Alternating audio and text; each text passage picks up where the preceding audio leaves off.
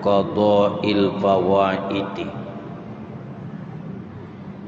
Jamaah maghrib yang dimuliakan dan dirahmati Allah Subhanahu wa ta'ala. Alhamdulillahi Rabbil Alamin.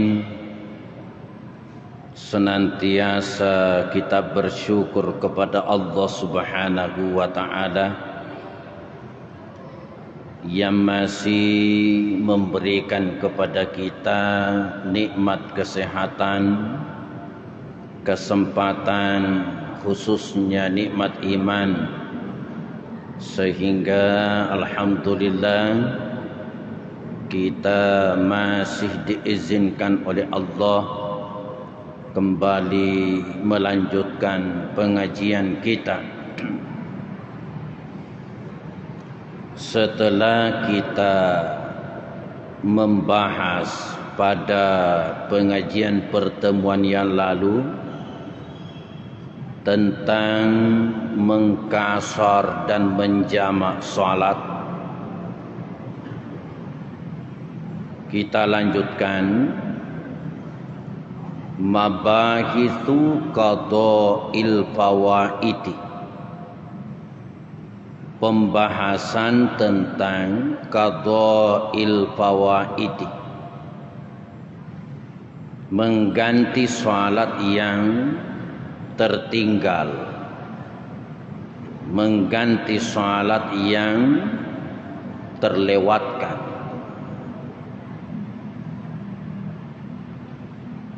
Jamaah yang dimuliakan Allah,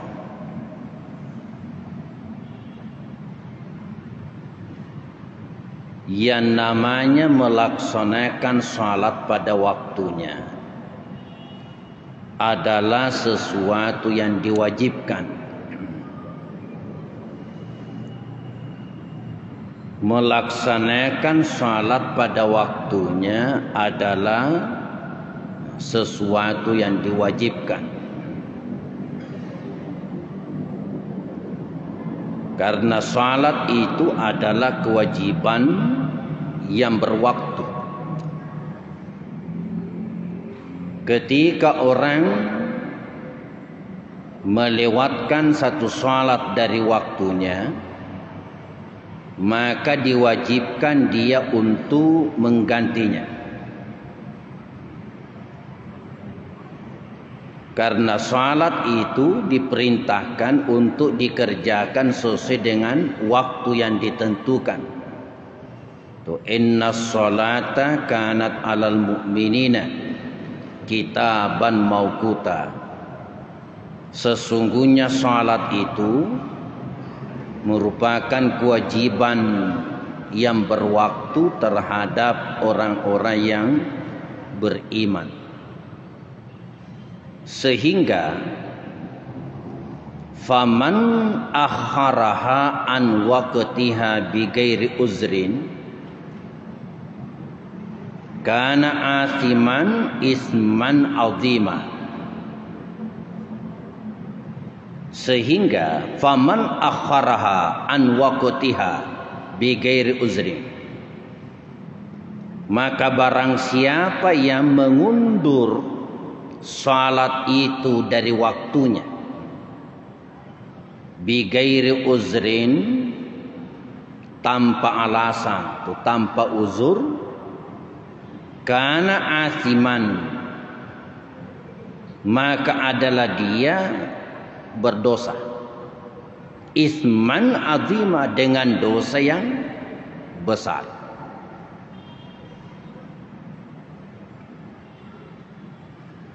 Jangankan salat itu tidak dikerjakan, kalau dalam pembahasan mengundur-undur salat dari waktunya, mengundur-undur salat dari waktunya tanpa alasan yang syar'i, tanpa alasan yang dibenarkan dalam agama, itu sudah dianggap bentuk kelalaian. Kalau kita cermati itu tafsirnya surah Al-Maun, jadi itu mengerikan sebenarnya. Fawailul lil musallin, celakalah bagi orang-orang yang salat. Fawailul lil musallin, celakalah bagi orang-orang yang salat. Siapa itu? Alladzina hum an salatihim sahun, yaitu orang-orang yang dari salatnya mereka lalai. Yang dari salatnya mereka lalai. Bersyukur kita kepada Allah karena di situ dalam ayat mempergunakan an salatihi sahun, yang dari salatnya mereka lalai. Untun di situ bukan mempergunakan fi. Seandainya di situ bunyinya begini, fawailul lil musallin, celakalah bagi orang-orang yang salat. Seandainya begini, alladzina hum fi salatihim sahun, yaitu orang-orang yang di dalam salatnya mereka lalai. Apa yang dimaksud seandainya dikatakan fi salatihim sahun, yang di dalam salatnya mereka lalai? Kan isinya salat itu hadirin zikrullah. Aqimis sholata li zikri, dirikan salat untuk mengingat aku. Dirikan salat untuk mengingat aku. Apa yang dimaksud zikrullah fi shalah, mengingat Allah dalam salat? Satu penjelasan menyebutkan yaitu istiqamahnya, menetapnya pikiran dan hati tetap hadir di dalam wilayah salat. Mulai takbiratul ihram sampai assalamualaikum, pikiran dan hati jangan keluar dari wilayah salat. Itulah zikrullah fi shalah. Sementara kan yang itu tidak ada yang mampu itu kecuali Rasulullah. Tidak ada yang mampu itu kecuali Rasulullah. Hanya Nabi yang mampu itu.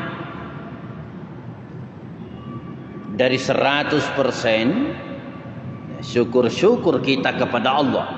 30% pikiran dan hati masih ada dalam salat.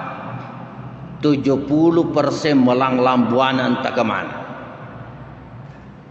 Tergantung apa pekerjaannya orang itu. Yang pedagang diingatkan dagangannya, yang kantoran diingatkan pekerjaannya yang masih tertunda, dan sekian banyak persoalan-persoalan urusan dunia.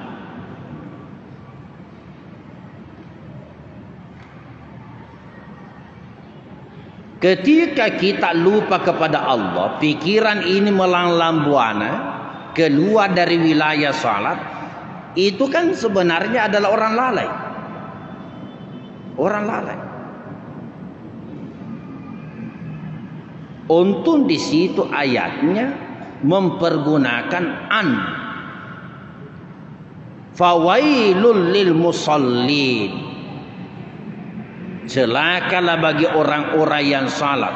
Alladzina hum an salatihim sahun, yaitu orang-orang yang dari salatnya mereka lalai. Nah, sekarang siapa yang dimaksud an salatihim sahun? Nah, kalau dalam tafsirnya di situ tertulis humul ladzina yuakhiruna salatahu an waqtiha,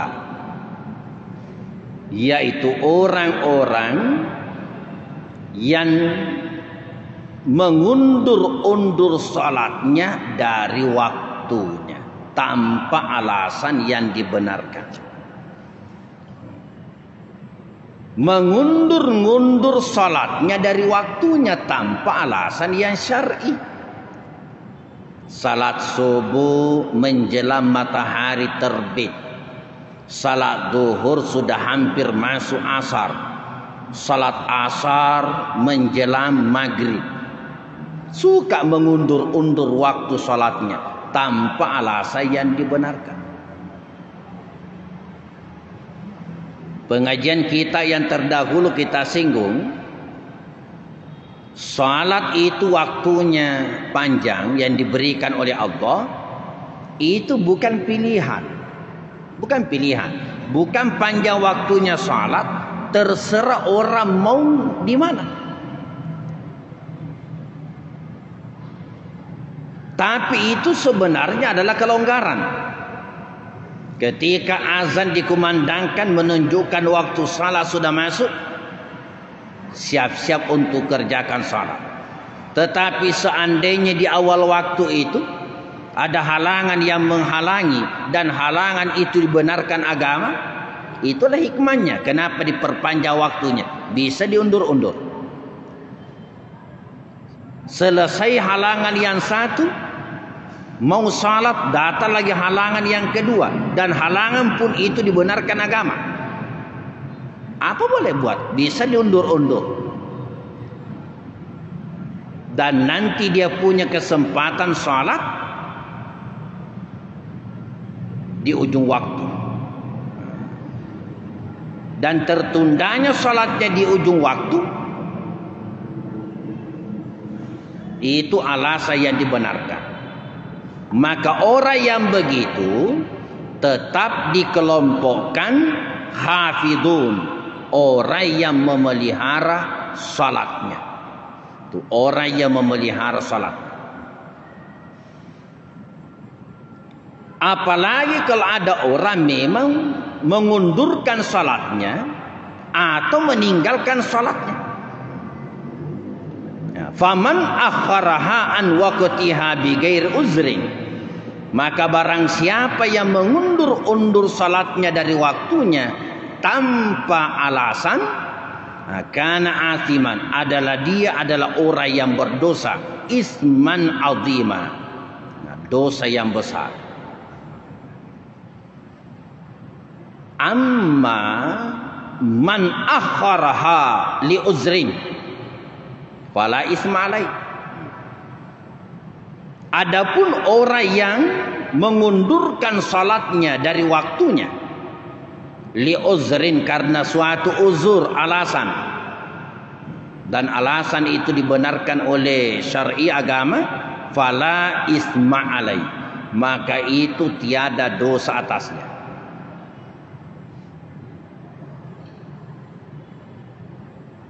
Wa taratan yakunu li uzrin, dan ada kalanya uzur yang ada itu, jadi ada kalanya alasan kenapa sampai orang itu tidak salat, kenapa sampai orang itu salatnya lewat. Ada kalanya alasan itu memang menjatuhkan kewajiban salat baginya. Uzur yang ada pada dirinya menjadikan memang dia kewajiban salat itu gugur. Tapi ada kalanya alasan itu bukan menggugurkan, tetapi diperintahkan untuk menggantinya apabila uzur itu sudah hilang. Jadi dua macam. Ada orang tidak salat hadirin memang karena gugur itu kewajiban atas dirinya. Tapi ada juga orang pada saat itu gugur itu kewajiban salat, pada saat uzur itu hadir pada dirinya. Tetapi kalau uzur itu sudah hilang lewat, maka diperintahkan dia mengganti salat yang terlewatkan itu. Apa uzur yang menggugurkan kewajiban salat?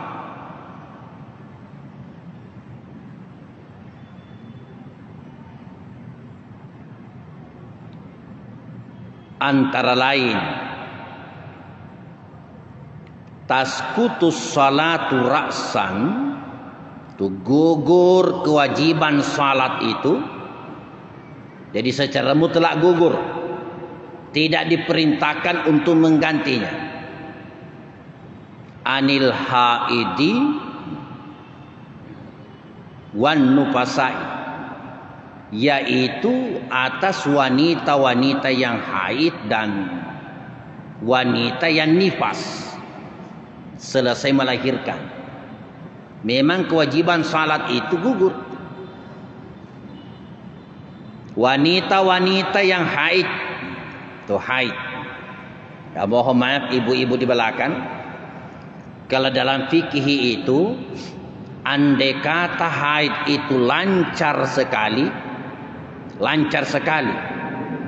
itu hanya bisa sehari semalam.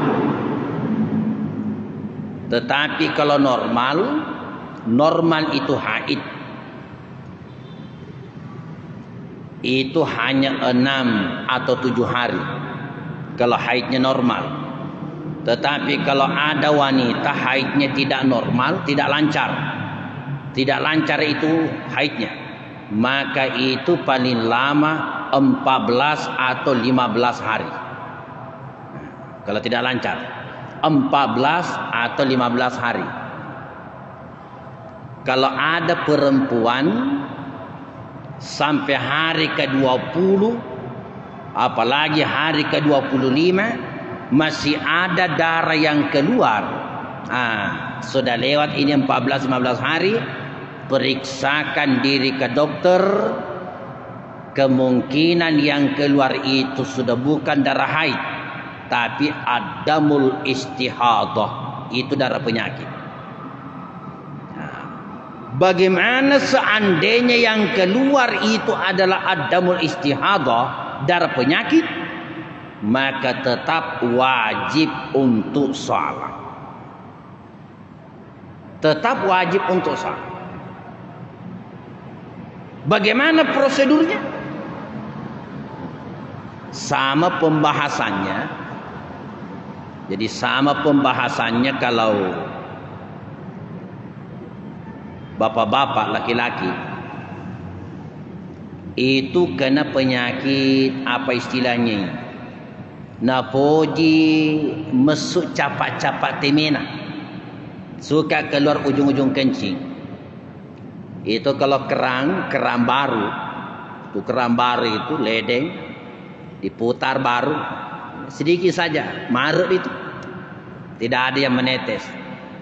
Tapi kalau keran toa sudah diputar, bahkan diambilkan lagi kunci Inggris, diputar lagi, masih tetap keempat detik. Ada biasa laki-laki ya kena penyakit begitu, suka keluar ujung-ujung kencingnya. Bagaimana pembahasannya itu? Sama pembahasannya kalau ada perempuan yang sudah bukan darah haid yang keluar, tapi darah penyakit. Pertama, ketika masuk waktu salat, silakan pergi membersihkan diri. Bersihkan seluruh kotoran yang ada. Bersihkan seluruh kotoran, keluarkan semua dulu. Lalu sesudah itu silakan ambil pakaian yang bisa menampung seandainya keluar itu secara tiba-tiba. Sudah dipahami pakaian apa yang bisa dipakai? Sekarang ini sudah banyak popok atau apa ya. Tidak boleh singgah-singgah. begitu selesai membersihkan diri, sudah ganti pakaiannya, langsung berwudu. Selesai berwudu, jangan singgah-singgah, langsung salat. Begitu dia salat, baru 1 rakaat dirasakan ada darah yang keluar. Dirasakan sepertinya ada ujung kencingnya yang keluar. Bagaimana itu? Lanjut saja. Terus. Silakan diteruskan. Salatnya sah.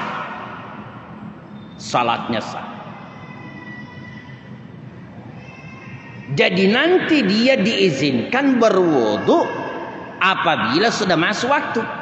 Silakan pergi berwudu, bersihkan kotoran yang ada, langsung berwudu, ambil pakaian, jangan singgah-singgah, langsung salat.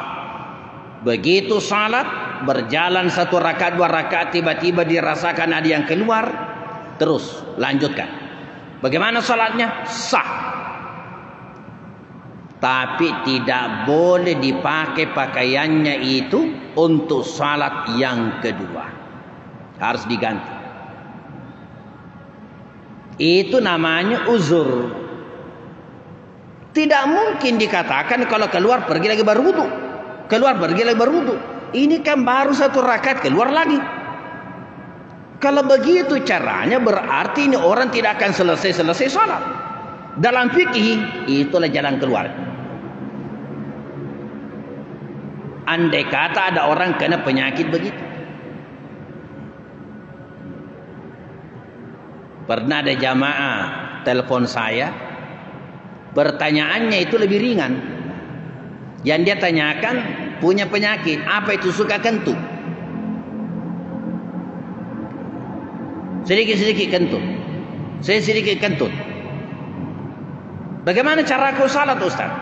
Begitu tadi. Kentut kan tidak perlu cebok. Secara syar'i membatalkan wudu. Tapi kalau ada orang kena penyakit begitu, itu masuk bagian daripada al-azhar, uzur-uzur. Maka nanti diizinkan dia untuk berwudu ketika masuk waktu. Jadi sama pembahasan kalau perempuan kena penyakit, keluar darah ad-damul istihadah, itu darah penyakit. Jadi kalau ada ibu-ibu perempuan sampai 20 hari, menurut dia katanya itu darah haid, tolong periksakan diri ke dokter. Dalam fikih paling lama itu darah haid itu adalah 14 atau 15 hari. Kalau normal itu hanya 6 atau 7 hari. Kalau lancar sekali itu cuma 1 hari. Bisa dikombinasikan konsultasi dengan ahli kesehatan. Kalau dalam fikih begitu penjelasannya. Begitu juga orang yang nifas. Orang yang nifas maksudnya selesai melahirkan. Selesai melahirkan kan selalu ada darah keluar. Kalau dalam fikih ketentuannya itu dari setelah melahirkan itu 40 hari. Itu 40 hari. Makanya para suami kalau suaminya istrinya sudah melahirkan, ya sabar-sabarlah, karena turun mesin itu 40 hari. Sabar lagi, istirahat ya Allah. Selama 40 hari dianggap itu nifas. Bagaimana kalau dia tidak salat? Gugur kewajiban. Secara mutlak itu salat. Tidak diperintahkan untuk mengqadha, karena memang pada saat itu yang namanya kewajiban gugur baginya, tidak diwajibkan baginya untuk salat. Fala yajibu 'alaiha, maka tidak wajib atasnya mengqadha salatnya. Ma fatathuma, apa yang tertinggal. Walaupun setelah dia selesai haid dan selesai nifas.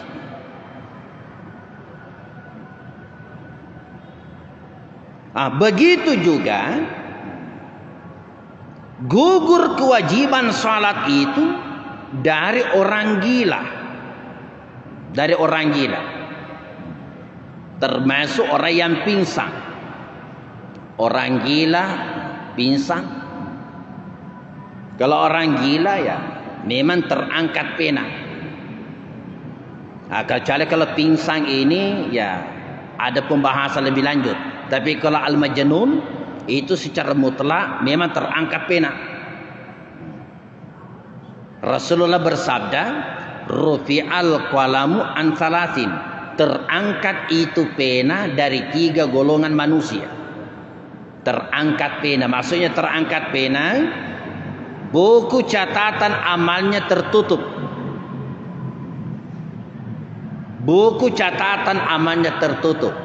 Jadi apa yang dia lakukan tidak dicatat di buku catatan amalnya, tertutup. 3 golongan manusia. Pertama, anis sabiyyi hatta yablugha. Anak-anak sampai dia balik. Tuh, anak-anak sampai dia balik. Jadi sejak anak-anak itu tertutup bukunya. Ya namanya ini hadirin, usia anak ada namanya balik, ada juga usia anak itu diistilahkan mumayyiz, itu dalam fikih. Ya namanya balik berarti buku catatan amal sudah terbuka, menjadilah dia mukallaf, terbebani hukum, wajib melaksanakan perintah Allah ketika dia usia balik. Tapi ada usia anak itu mumayyiz. Namanya mumayyiz, ini anak memang belum balik, tetapi dia sudah mampu membedakan mana yang benar, mana yang salah, mengerti apa yang dilakukannya. Bagaimana anak-anak yang begini? Dia sudah paham apa yang dilakukan, mengerti tata cara salat, pintar mengaji, tapi dia belum balik, tapi dia sudah mumayyiz. Karena buku catatan amalnya, buku catatan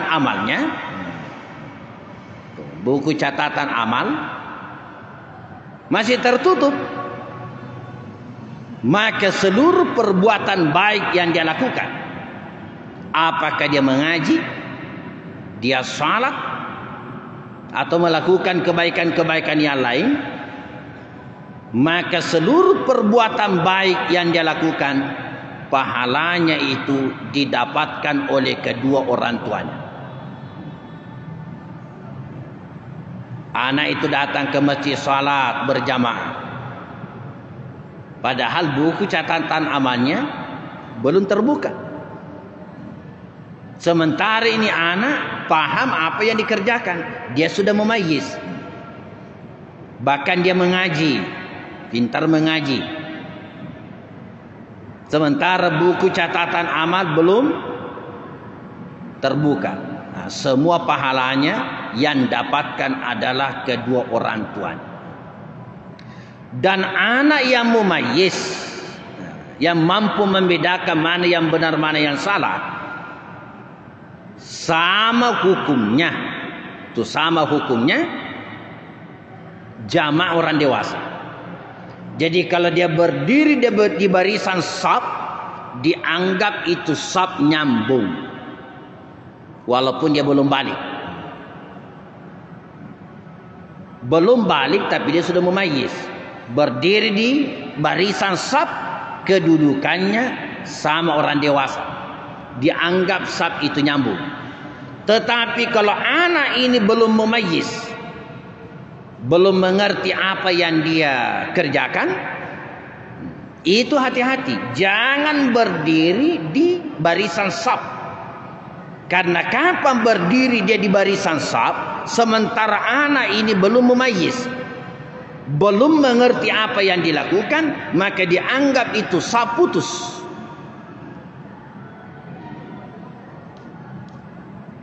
Kadang ada anak, contoh, bahwa dia belum mumayyiz, sudah takbir, balik ke belakang, balik ke belakang, keluar dari saf, berkembali lagi. Ini anak kan dianggap belum paham apa yang dia lakukan.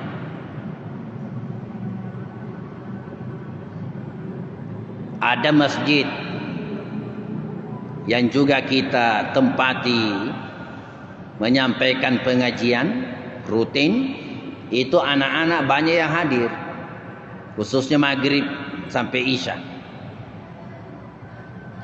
Saya sampaikan, jangan diusir, bersyukur mereka mau datang. Bagaimana tekniknya? Buatkan dia saf tersendiri di belakang,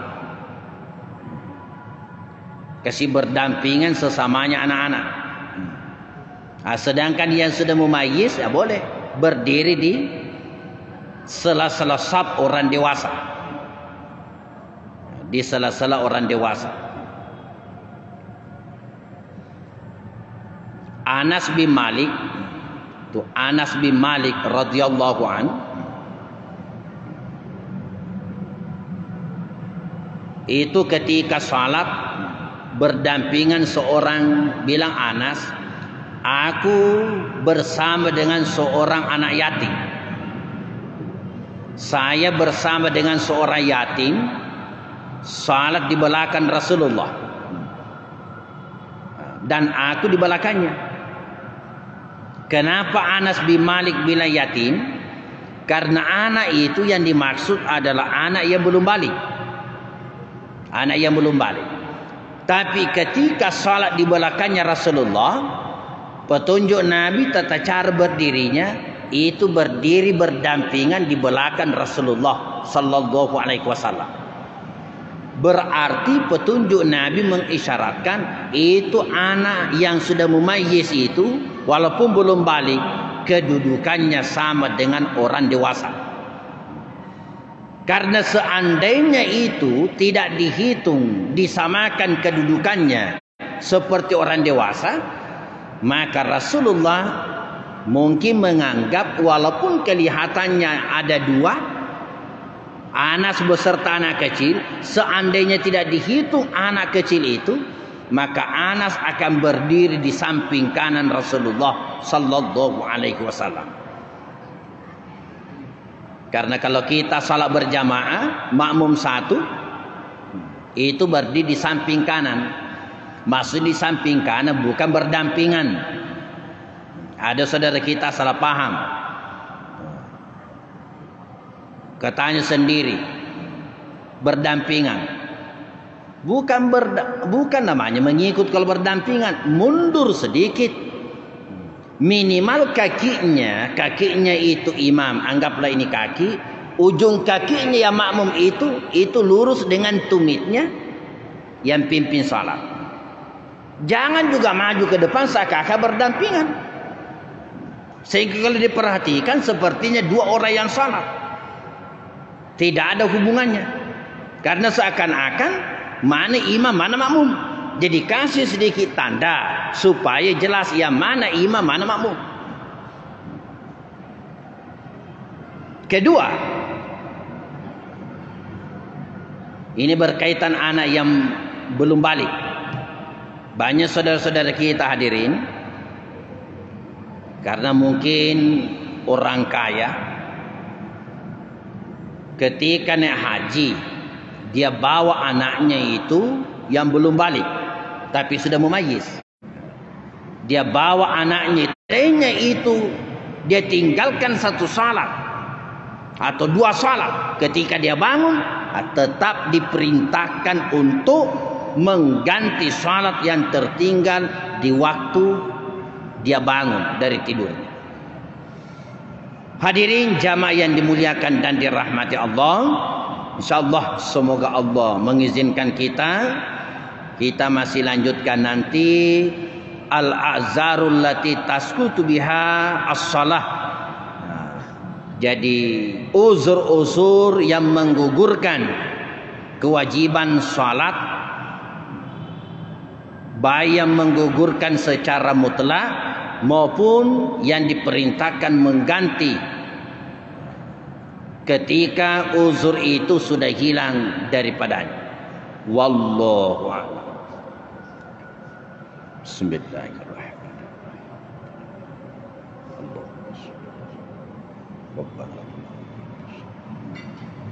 Rabbana sallallahu alaihi wasallam. Al-Fatihah.